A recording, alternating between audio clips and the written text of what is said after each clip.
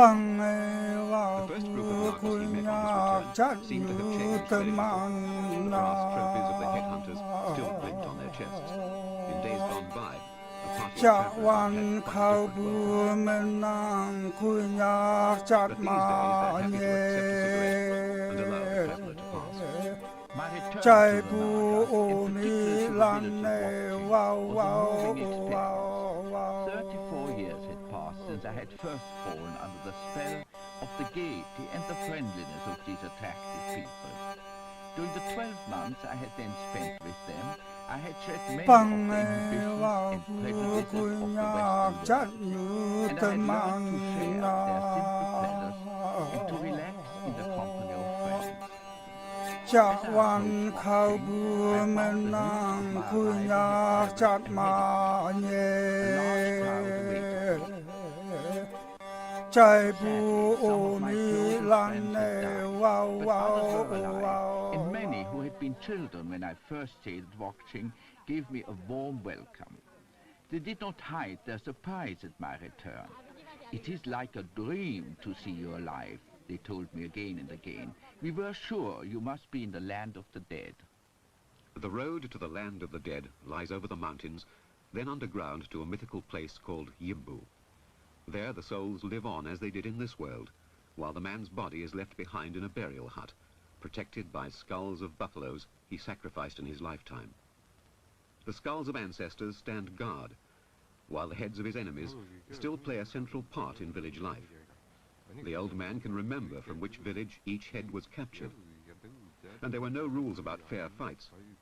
These were once living children, old men walking in the forest, and women collecting water from the well. Powerful forces cling to these skulls. They're fed with rice beer, so their spirit revisits the village, giving the people strength and fertility. When the heads were brought back in triumph, there was a victory dance. The men would boast of being as fierce as tigers, as mighty as the clouds that thunder and hurl down fireballs. Capturing a head gave a man prestige. It proved his virility. And after the dancing came the tattooing. Body tattoos meant he'd been present on a raid, while one on his neck and face meant he'd actually cut off a head. The women's admiration of the headhunters took the form of imitation.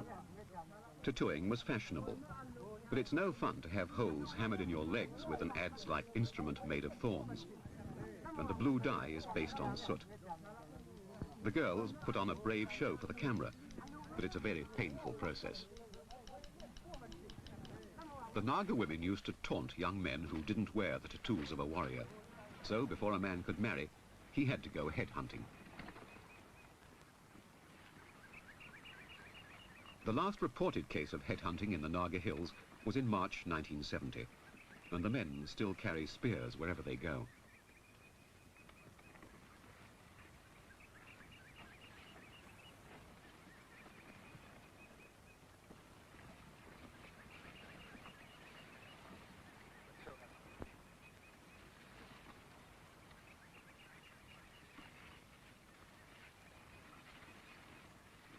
The young men guard the women and children on their long trek down to work in the fields. The settlements are all on the tops of the hills. The Nagas made their villages into natural fortresses against their enemies, their neighbors. Their rice crops grow 1,000 feet down in the fertile valleys.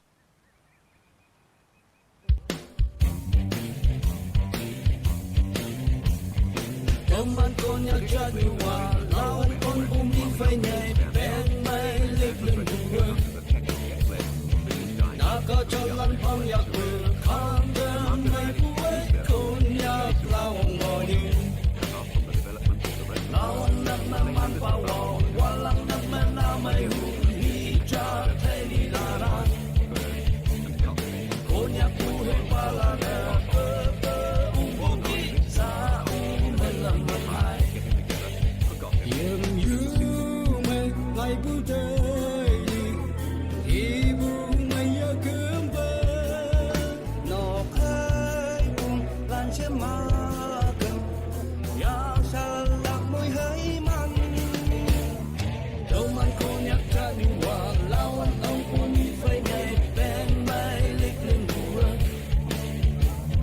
Naga jalan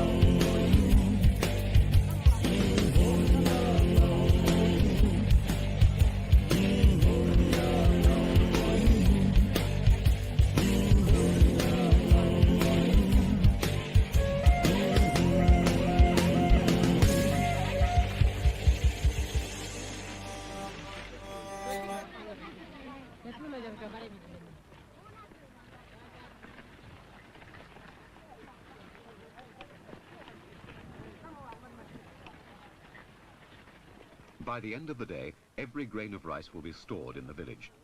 They've all turned out to clear the field, and although they're exhausted, it's worth it if the crop is safe from their neighbors.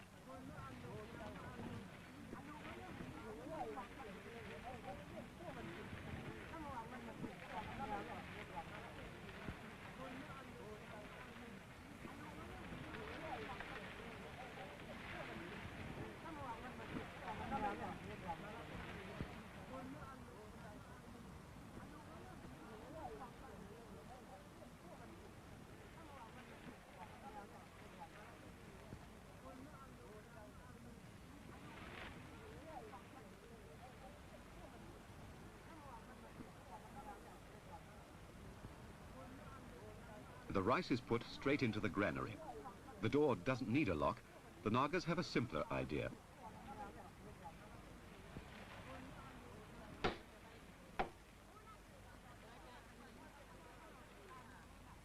A heavy, cumbersome bolt. The whole village would wake if it were shot back in the night.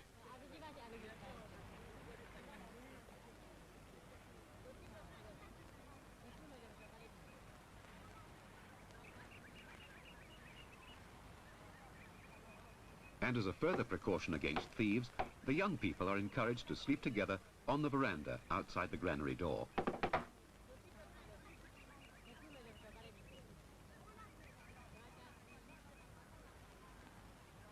When a girl is ready to take a lover, her parents advertise the fact by giving her brass earrings, and she blackens her teeth to make herself more attractive. At the same age, the boys move into the men's house. This is a barrack for the warriors and a meeting place for all the men of the village.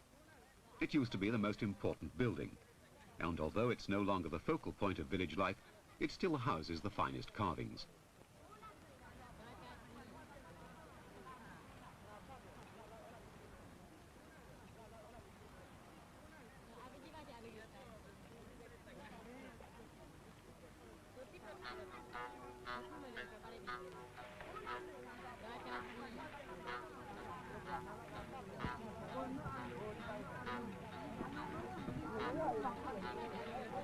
These girls of 12 and upwards live in a permissive society.